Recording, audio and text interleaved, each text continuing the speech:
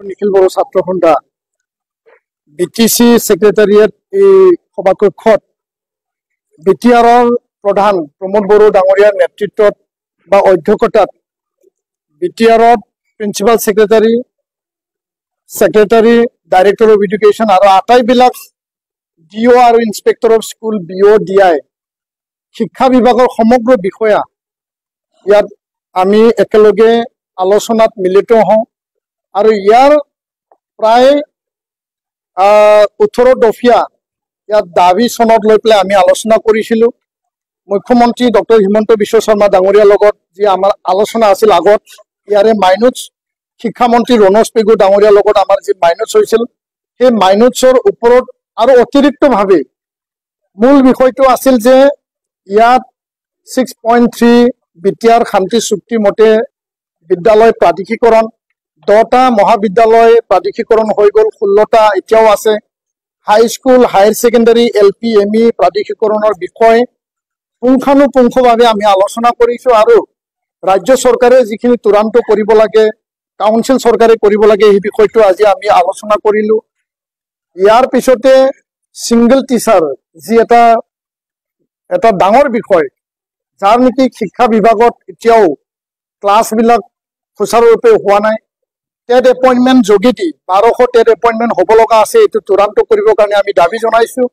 আৰু ইয়াৰ পিছতে ৰেচনেলাইজেশ্যন কৰি পেলাই কোনো বিদ্যালয়ত যাতে সিঙ্গল টিচাৰ নাথাকে তাৰ কাৰণে আজি আমি আলোচনা কৰিলোঁ।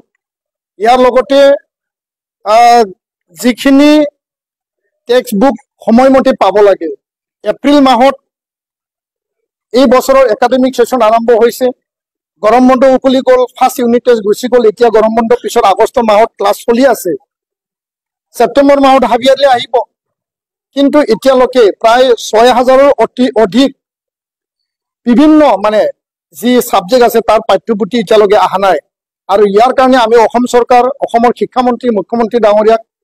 আমাৰ বিটিআৰ প্ৰধান ডাঙৰীয়াৰ যোগেদি আমি আহ্বান জনাইছোঁ দাবী জনাইছোঁ যে এই যে শিক্ষা বিভাগৰ পাঠ্যপুথিৰ যি এতিয়ালৈকে ডিস্ট্ৰিবিউশন কৰা নাই বিনা পাঠ্যপুথিৰে ক্লাছ কৰিব লগা হৈছে পৰীক্ষা দিব লগা হৈছে বৰ্তমানো কৰি থাকিব লগা হৈছে তাৰ কাৰণে পৰ্যাপ্ত সময়মতে খুব কম দিনৰ ভিতৰত সেই পাঠ্যপুথি বিতৰণ কৰা বা পাঠ্যপুথি মানে ছাত্ৰ ছাত্ৰীক শিক্ষাৰ্থীক দিয়া ব্যৱস্থা কৰক এইটো আমি দাবী জনাইছোঁ। বিজ্ঞান মহাবিদ্যালয় বিটিআৰক আমাক লাগে আৰু ল কলেজ বিটিআৰত আমাক লাগে। বড়োলেণ্ড বিশ্ববিদ্যালয় ওদালগুৰি কেম্পাছ স্থাপনৰ কাৰণে যিখিনি ব্যৱস্থা কৰিব লাগে ৰাজ্য চৰকাৰে বিবি ইঞ্জিনিয়াৰিং কলেজ বড়োলেণ্ড বিশ্ববিদ্যালয়ৰ যিখিনি বিভাগ আৰু বিবি ইঞ্জিনিয়াৰিং কলেজৰ যিখিনি বিভাগ তাত professor teaching non teaching staff পূৰ্ণাংগ পৰ্যায়ত কৰিব লাগে আৰু বহুতো বিষয় সেৱাৰ একাডেমিক অফিচাৰ SCRTৰ মানে লেকচাৰৰ লাগে আৰু সমগ্ৰ শিক্ষা অভিযানৰ ট্ৰান্সলেটৰ লাগে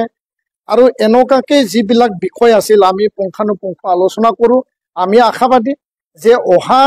2-3 মাহৰ ভিতৰত এই গোটেই বিষয়টো সমাধানৰ সূত্ৰ ওলাব আৰু বিটিআৰ প্ৰধান প্ৰমোদ বড়ো ডাঙৰীয়া আশ্বাস দিছে